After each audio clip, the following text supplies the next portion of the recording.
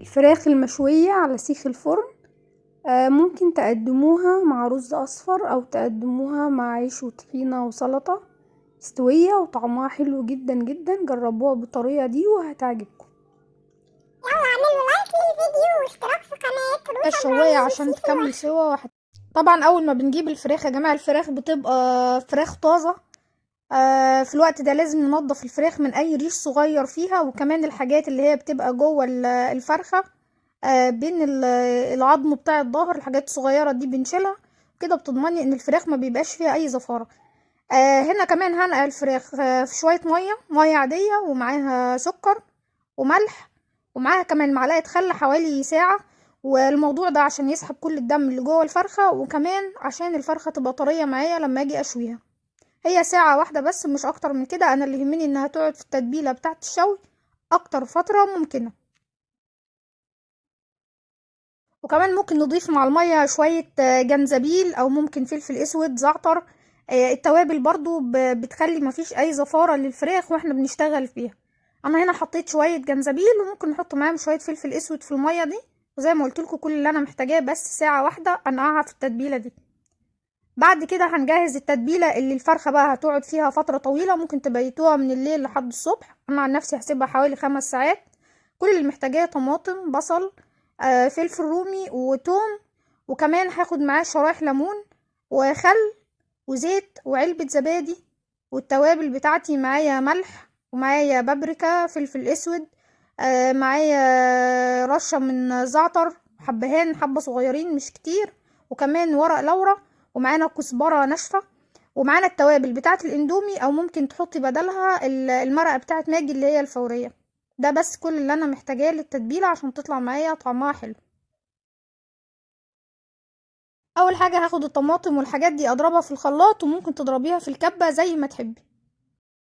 لو هتشتغلي في الخلاط يبقى ابدأي بالطماطم الاول وشوية مية صغيرين عشان الخلاط ما تبقاش عليه الحاجة تقيلة، وبعد كده نضرب معاه التوم والفلفل، وبعدين نضرب شرايح البصل، وياريت تبقى شرايح رقيقة عشان ما يبقاش تقيل على الخلاط يعني.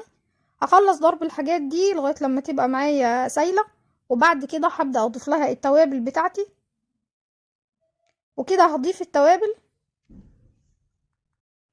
وبعد كده هبدأ اضيف علبة زبادي واحدة، والزبادي هنا بتخلي الطعم جميل جدا، جربوها. وكمان التتبيلة دي ممكن تنفع معاكم في الفراخ اللي هي مشوية على الفحم او في الفرن. وهضيف الخل وهضيف الزيت، هقلبهم كويس جدا مع بعض في الخليط ده، وهبدأ احط فيه الفرخة، وهوريكم ازاي تتبلوا الفرخة بطريقة حلوة جدا ويطلع طعمها جميل، وتتشرب من كل التتبيلة اللي احنا عاملينها دي. طبعا انا سايبه الفرخه زي ما هي يا جماعه، عشان الفرخه اللي هتدخل في السيخ لازم تكون الفرخه اصلا كامله. لكن لو انتوا هتشوا على الفحم او في الفرن، الفرخه بتبقى بنقسمها من النص وبتتفرد يعني، مش بتبقى بالشكل ده.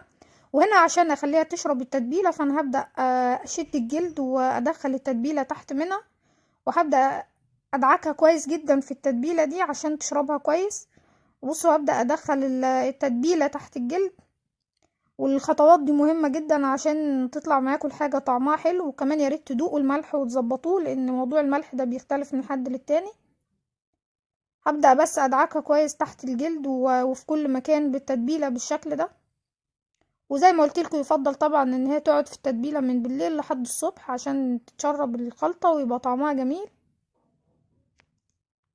وانا في الوقت ده يا جماعه معايا خله، ببدا ادخلها تحت الجلد اللي هو بتاع الصدر بالذات عشان يبقى طري معايا. ممكن تعملوا الخطوه دي بشوكه او سكينه تخرموها عشان تتشرب التتبيله كلها. طبعا يا جماعه بعد ما بنشيلها من التتبيله وبنحطها في السيخ وبنعلقها في الفرن، احنا في المرحله دي مش بنشغل الشوايه على طول، او اللي عنده حد بيشتغل فرن وشوايه مع بعض مش مشكله. اللي عنده ما بيشتغلش هيشغل عليها الفرن الاول لمده ساعه، وبعد ما عدت عليها الساعه كانت بالشكل ده، هفتح عليها الشوايه عشان تكمل سوا، وهتلاقوها مستويه جدا وطعمها حلو قوي قوي. جربوها بالطريقه دي وان شاء الله هتعجبكم جدا. اكرمكم الله بالعفو والعافيه، والسلام عليكم ورحمه الله وبركاته.